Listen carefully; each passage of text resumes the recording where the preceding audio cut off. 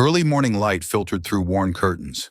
Eli Turner woke on his old couch, head pounding like hammers. He sat up, then froze completely.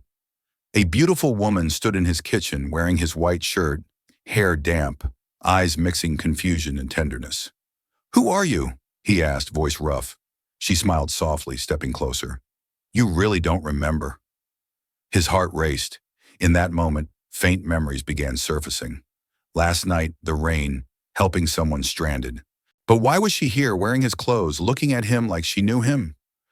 Before we begin, let me know where in the world you're watching this from.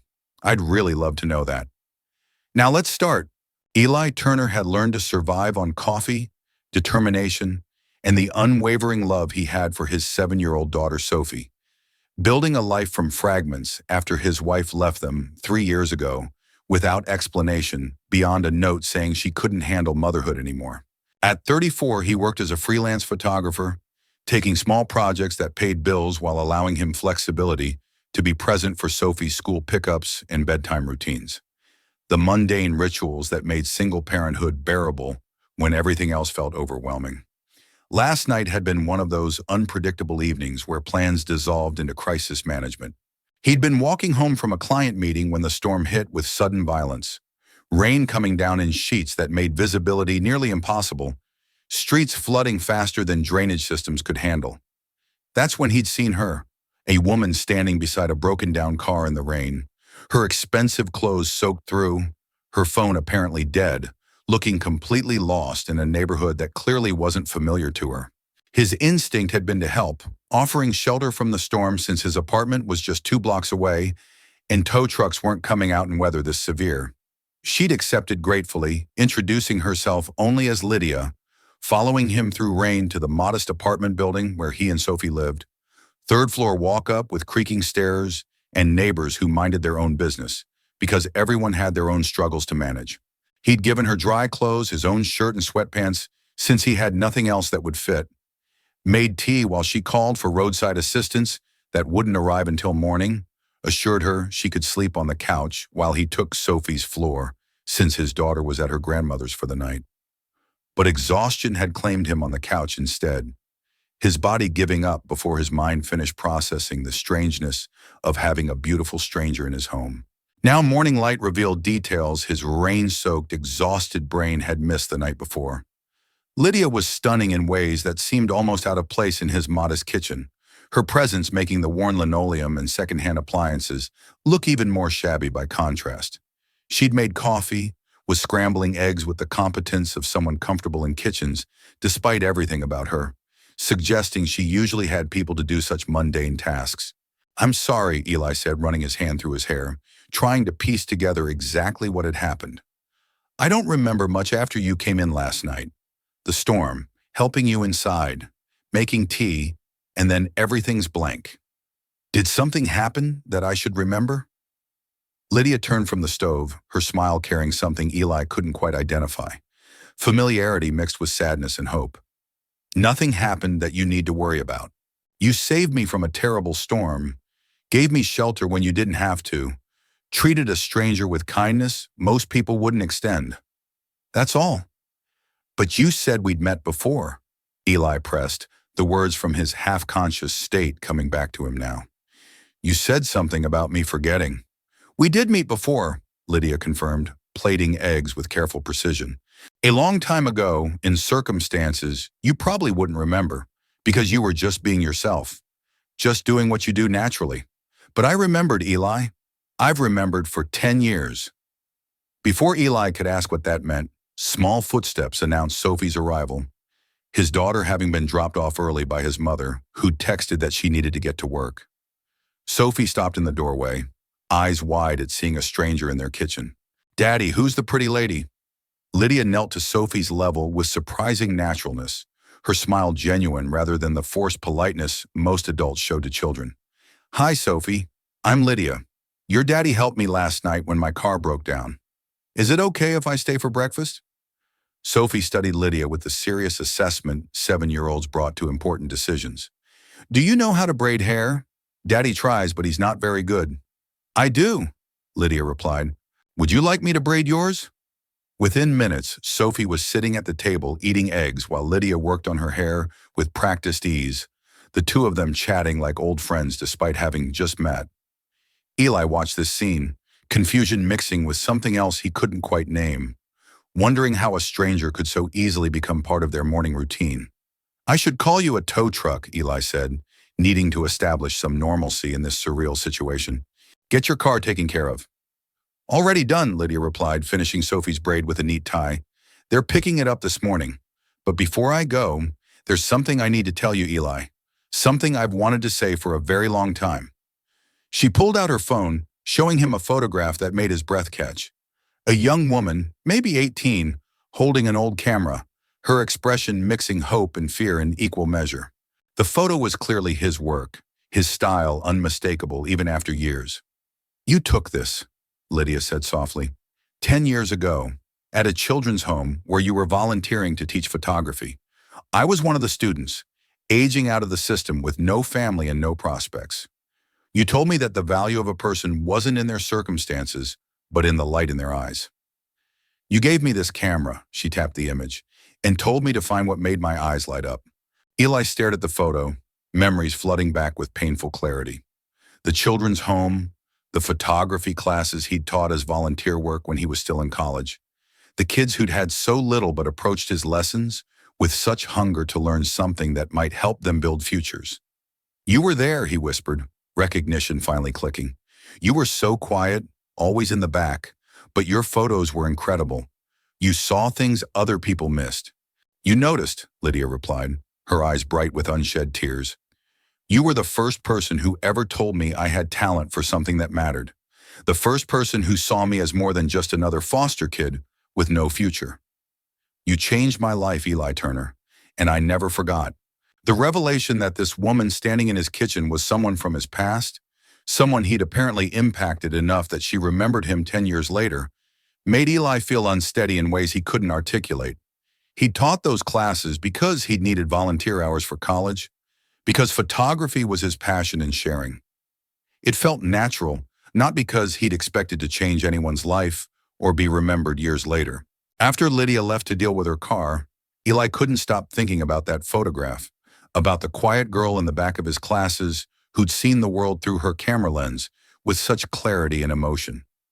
He'd lost touch with all his students when the program ended, moved on with his life, gotten married, had Sophie, watched his marriage fall apart, never looked back at that period because it belonged to a version of himself that felt impossibly distant. That afternoon, he received an unexpected email requesting his services for a corporate photography shoot, the kind of high-paying gig he rarely landed because companies usually wanted established photographers with impressive portfolios rather than freelancers working from modest apartments. The shoot was at Cole Fashion Group, a company he recognized from billboards and magazines, their designs worn by celebrities and featured in spreads he could only dream of photographing. When he arrived at the sleek downtown office building, security directed him to the executive floor where the shoot would take place. The space was all glass and steel and expensive art, the kind of environment that made Eli acutely aware of his secondhand camera equipment and worn jacket that had seen better days. "Mr. Turner, thank you for coming," a crisp voice said, and Eli turned to see Lydia striding toward him in designer suit and heels that transformed her from the rain-soaked stranger of last night into someone who clearly belonged in this world of wealth and power. "I hope you don't mind that I arranged the shoot specifically requesting you." Eli stared, his mind struggling to reconcile the woman in his kitchen that morning with the CEO now standing before him in her natural habitat. "You're Lydia Hart, the Lydia Hart, CEO of Cole Fashion Group." "Guilty," Lydia replied with small smile, "though I prefer just Lydia, especially with you." "Why didn't you tell me?" The question emerged sharper than Eli intended. "Last night, this morning, you let me think you were just someone whose car broke down. You didn't mention being a billionaire CEO. Because I wanted you to see me," Lydia said simply. "Not my position, not my company, not the public persona. Just me, Lydia, the girl you once taught to see light and value in herself. If I'd told you who I was, you would have treated me differently, put up walls, assumed I wanted something from you." "Don't you?" Eli asked. "Want something from me?" This shoot bringing me here, it's not coincidence. No, it's not coincidence, Lydia agreed. I've been following your work for years, Eli. Watching your career, seeing you build a life as single father while still creating beautiful images that capture real emotion rather than just technical perfection. I wanted to thank you properly for what you did for me, and I wanted to work with you professionally because your talent deserves recognition you've never received. She led him through the building, explaining the shoot concept while Eli processed this surreal turn his life had taken. They'd be photographing the new collection, models wearing designs that cost more than his monthly rent, everything arranged to his specifications because apparently when the CEO requested a photographer, that photographer got whatever they needed to work effectively. The shoot went surprisingly well, Eli falling into the familiar rhythm of working with light and composition, directing models with confidence that came from years of professional experience, even if most of that experience had been much lower budget than this. Lydia watched from the sidelines, her presence both distracting and somehow motivating, making him want to prove that her faith in his abilities wasn't misplaced. After the models left and equipment was being packed up, Lydia invited Eli to the executive break room, a space that looked more like a high-end cafe than typical office. She made coffee with the same competence she'd shown in his kitchen. The contrast between this environment and his modest apartment almost absurd. 10 years ago, Lydia began, settling into a chair across from him, I was aging out of foster care with no family, no money, no prospects for any kind of future. The home was trying to teach us practical skills, things that might help us get jobs, but I couldn't see the point. I was just existing, going through motions until I aged out and became someone else's problem, or more likely just another statistic.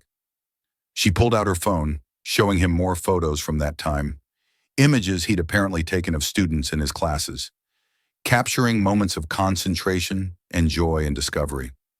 You taught us photography like it mattered, like we mattered. You didn't treat us like charity cases or projects. You treated us like artists with potential. And when you told me that value wasn't about circumstances but about the light in my eyes, something shifted. I remember you now, Eli said softly, the memories becoming clearer with each word she spoke. You were so quiet, always watching, but your photos were incredible. You had this way of seeing beauty in things other people overlooked. Broken playground equipment, cracked windows, stray cats. You made them all look precious. You noticed, Lydia repeated what she'd said that morning, her voice thick with emotion. You were the first person who ever really saw me, who saw past foster kid with no future to someone who might actually become something. You gave me that old camera because you said I needed better equipment to match my vision. Spent your own money on something you couldn't afford for someone you barely knew. Eli remembered that camera, purchased from a pawn shop with money he should have spent on textbooks, giving it to the quiet girl who created magic with terrible equipment because he'd recognized something special in her work. You were talented. You deserve better tools. I built an empire because of that camera, Lydia said, her smile mixing pride and gratitude. Because you believed in me enough to invest in my potential when no one else saw anything worth investing in. I started taking photos professionally, got noticed by a fashion magazine, worked my way up from intern to photographer to designer to eventually CEO. Everything I am, everything I've built, started with you seeing value in me when I couldn't see it in myself. I just gave you a camera, Eli protested, uncomfortable with credit for her success. You did everything else. Your talent, your work ethic, your vision, that's all you. But you lit the match, Lydia replied. You showed me the path was possible, and I never forgot, Eli. I've thought about you over the years, wondered how you were, wanted to thank you properly, but didn't know how to reach out without it seeming strange or like I was just a wealthy person throwing money at old obligation. The car breaking down, Eli realized. That wasn't coincidence either, was it? The car breaking down was real, Lydia assured him. But I was in your neighborhood because I'd finally worked up courage to visit you, to thank you in person after all these years. The storm was fate, or luck, or whatever you want to call it. But ending up at your door, being welcomed in, seeing that you're still the same kind person who helped a struggling girl 10 years ago, that felt like the universe finally aligning things properly. If you've ever wondered whether small acts of kindness ripple out farther than we imagine, do you believe we underestimate our impact on others? Share your thoughts below. Over the following weeks, Lydia became regular presence in Eli and Sophie's life, appearing at their apartment with takeout from restaurants far fancier than anything they usually ate, joining them for walks in the park, taking Sophie shopping for school supplies despite Eli's protests that she didn't need to spend money on his daughter. The wealth that had initially seemed like barrier between their worlds faded into background as Lydia proved herself interested in the ordinary routines that comprised Eli's life, rather than trying to upgrade everything to match her standards. Sophie adored her without reservation, the way children do when someone genuinely pays attention, rather than just tolerating their presence. She dragged Lydia to her room to show off drawings and school projects, demand her opinion on playground disputes as though CEO expertise translated to 7-year-old social politics, include her in bedtime routines like she'd always been part of their family structure. "Why do you keep coming here?" Eli asked one evening after Sophie was asleep, the question that had been building for weeks finally emerging. "You could be anywhere doing anything, but you keep showing up at my modest apartment to hang out with a struggling photographer and his kid. What do you actually want, Lydia?" Lydia was quiet for a long moment, sitting on his worn couch in jeans and t-shirt that probably cost more than his monthly rent, but looked deliberately casual, her billionaire CEO persona completely absent. "I want to remember what it feels like to be seen as person rather than position. When I'm here, you don't want anything from me except my company. Sophie doesn't care about my net worth. She just wants me to help with her homework and push her on swings. This is the first place I've felt genuinely comfortable in years." "You're a billionaire CEO, Eli pointed out. "You can't tell me your entire life is people wanting things from you. You must have friends, family, relationships where you're just Lydia rather than Lydia Hart. You'd be surprised how rare that actually is," Lydia replied with sadness that made Eli's chest tight. "I built my company from nothing, proved myself 1,000 times over, but I'm still the former foster kid to people who knew me before, and walking opportunity to people who know me now. Very few people see anything in between." She pulled out her phone, showing him more photos from her past, images that told story of someone climbing from poverty to wealth through talent and determination. "You were the first person who saw me as photographer with potential rather than foster kid with tragic backstory. You taught me that value comes from how you see the world, not from where you started. That lesson changed everything for me, Eli. It's why I'm here now, trying to return the favor." "What favor?" Eli asked. "You already gave me high-paying photography work. You don't owe me anything beyond that." "I owe you everything," Lydia corrected firmly. "And I don't mean that as debt to repay. I mean it as truth about impact you had on my life that you've never fully understood. You didn't just give me a camera and some encouraging words. You gave me permission to believe I could become someone who mattered. That's invaluable." She stood, moving to look at the photos covering Eli's walls, images of Sophie at various ages, candid shots that captured genuine emotion rather than posed perfection. "You have a gift for seeing what matters in people, not what they look like or where they come from, but who they actually are underneath all the surface details. That's what you saw in me 10 years ago, and that's what you see in every subject you photograph now." My ex-wife didn't think it was much of a gift," Eli said bitterly, old pain surfacing. "She thought it was excuse for not pursuing real career that paid better. She left because she was tired of struggling, tired of me choosing artistic integrity over financial security." "Then she didn't understand what actually has value," Lydia replied. "Financial security is important, yes, but not at cost of losing what makes you unique. Your photos capture truth that technical perfection can't replicate. That's worth more than any salary you could earn shooting commercial work you hate." Something about her certainty, her absolute conviction that his artistic approach had value, made the walls Eli had built around himself start crumbling. He'd been so focused on just surviving, on providing for Sophie and paying bills and getting through each day, that he'd stopped believing his work meant anything beyond its immediate practical purpose. "I'm just a guy taking pictures," Eli protested weakly.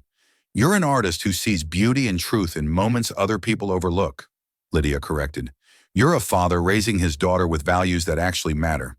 You're someone who helped a struggling girl believe she could become something more than her circumstances suggested. That's not just anything, Eli. That's everything. She reached for his hand, her fingers lacing through his with naturalness that shouldn't have felt comfortable given how little time they'd actually spent together. I came back into your life because I wanted to thank you, yes.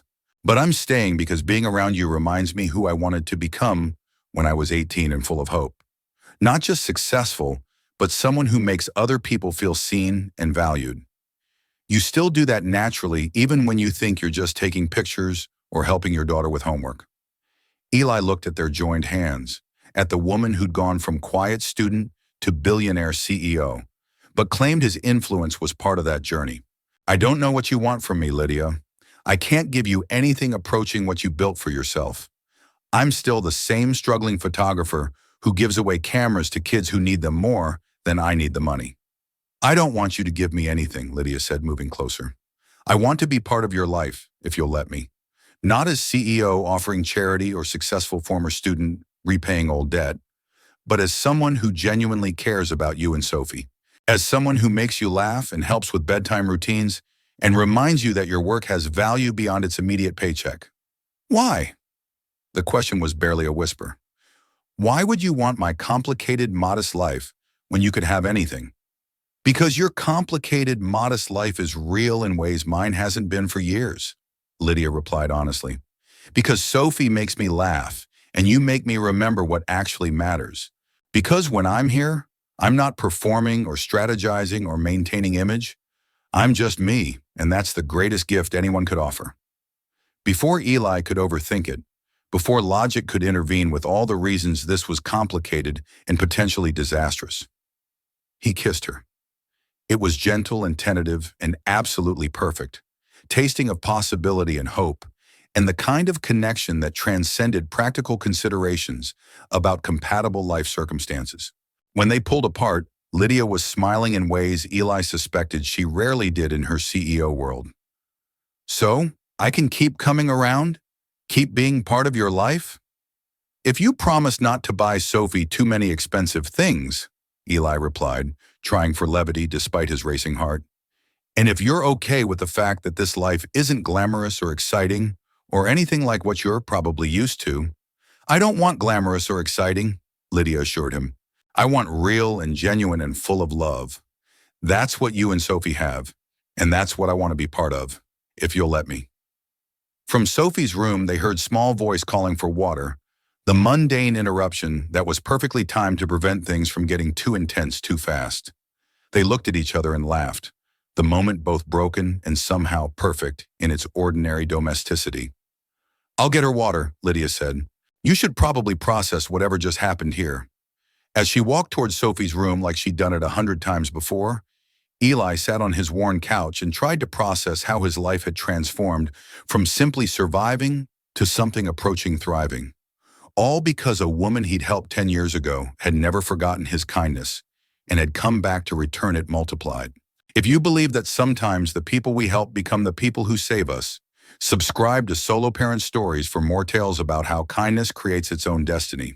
3 months into whatever was developing between them, Lydia appeared at Eli's apartment one evening, carrying a wrapped package, her expression mixing nervousness and excitement that made Eli curious what could make a billionaire CEO anxious about giving someone a gift. I had something made for you, she said, placing the package on his coffee table. It's something I've been working on for weeks, and I hope you understand what it means. Inside was a framed photograph, the same image she'd shown him months ago of her as an 18-year-old holding that old camera, but professionally restored and printed on museum-quality paper that made the image luminous. Below it was a plaque with inscription that made Eli's throat tight. The photograph that changed my life, taken by the man who taught me to see value in myself. Lydia Hart, age 18. I don't understand, Eli said, though he was beginning to. This is going in the lobby of Cole Fashion Group headquarters, Lydia explained, visible to everyone who enters the building. Because I want people to know where I came from, who helped me get here, why I built this company based on principles of seeing beauty and value in things others overlook. You're part of my origin story, Eli. You always have been. Lydia, that's too much, Eli protested. People will ask questions, want to know our connection, probably assume things that aren't true. Let them assume, Lydia replied with characteristic determination. I'm tired of hiding parts of my past because they don't fit the polished CEO image. You were important to me then, you're important to me now, and I want the world to know that success doesn't erase where we came from or who helped us along the way. She pulled out another item from her bag, a worn camera that made Eli gasp with recognition. This is the camera you gave me. I've kept it all these years, couldn't bear to sell it or replace it even when I could afford equipment that cost more than some people's cars. This camera represents the moment someone believed in me when I didn't believe in myself. Eli took the camera carefully, memories flooding back with tactile reality of the old equipment. He remembered buying it from that pawn shop, haggling over price because $20 difference mattered when you were a college student eating ramen most nights, giving it to the quiet girl because her talent deserved better than the broken equipment the home provided. You kept it, he whispered. All these years, through everything you've built, you kept this old camera. It's the most valuable thing I own, Lydia said simply. Not because of its monetary worth, but because of what it represents. Someone seeing potential in me when I couldn't see it myself. Someone investing in my future when I had no reason to believe I had one. That's priceless, Eli. Sophie emerged from her room, drawn by the emotional intensity of adult conversation she didn't fully understand. She looked at the camera in Eli's hands, then at Lydia's face, then back to her father. Is that the camera from the story? What story? Eli asked, surprised his daughter knew anything about this. The story Lydia told me, Sophie replied with 7-year-old certainty, about when she was young and sad and didn't think she was good at anything. And then a nice photographer told her she was special and gave her a magic camera that helped her see beautiful things. You told her! Eli looked at Lydia in amazement. She asked why I kept visiting, Lydia explained. Why I like spending time here when I had such a big company to run. I told her the truth, adapted for 7-year-old understanding, that her daddy once helped me when I needed help, and now I wanted to be friends with both of you because you made me feel happy in ways work never did. Sophie climbed into Lydia's lap with a casual affection that had developed over months of presence and consistency. Lydia's going to stay forever, right, Daddy? Because the story doesn't end with her just saying thank you and leaving. The story ends with her becoming part of our family. Is that how the story ends? Eli asked Lydia, his heart in his throat. If you'll let it, Lydia replied, her arms around Sophie, her eyes on Eli. I know this is complicated. I know we come from different worlds. I know there are 1,000 practical reasons why this might not work. But I also know that when I'm here with you and Sophie, I'm happier than I've been in my entire life. That has to count for something. Eli set down the old camera, moving to sit beside them, completing the picture his daughter had described. Sophie's right. You're already part of our family. You have been since that morning I woke up to find you in my kitchen wearing my shirt, looking at me like you knew secrets I'd forgotten about myself. I didn't know secrets, Lydia corrected softly. I just remembered who you were before life made you forget. The kind teacher who saw potential in struggling students. The generous soul who gave away cameras he couldn't afford. The artist who valued truth over technical perfection. That person is still here, Eli. You've just been so focused on surviving that you forgot what it felt like to actually live. And you're going to remind me? Eli asked, already knowing the answer. Every day, Lydia promised, for as long as you'll let me. 9 months after that strange morning, when Eli woke to find Lydia in his kitchen, they stood together at the opening of Second Light Studio, a photography school for underprivileged youth funded by Lydia's foundation, but operated by Eli with the same passion and dedication he'd brought to those classes 10 years earlier. The walls were covered with photos from students, images that captured beauty in overlooked moments. The same style Eli had always taught, the same approach that had changed Lydia's life when she was 18 and hopeless. Sophie helped students choose frames and organize their portfolios, her 7-year-old enthusiasm infectious and genuine. In the corner hung the original photograph Eli had taken of Lydia all those years ago. The image that now graced Cole Fashion Group's lobby, reminding everyone who entered that success stories often began with someone believing in potential others couldn't see. Lydia moved through the studio wearing one of Eli's old shirts over her jeans, comfortable and casual in ways she never was at her office, talking with students about their work and their dreams with the same attention she'd once received from a young volunteer teacher who'd changed her life. "You kept it," Eli observed, gesturing to the shirt that had become something of a symbol between them. "The shirt from that morning."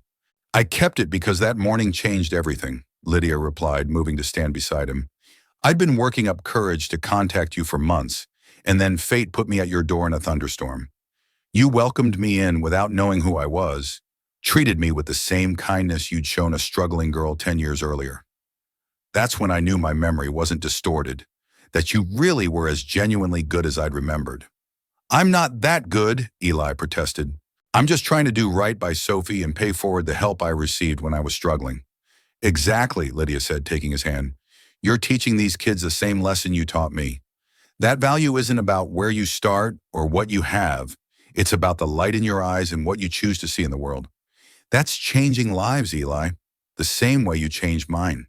Through the studio windows, sunset painted everything golden, students laughing as they showed each other their work.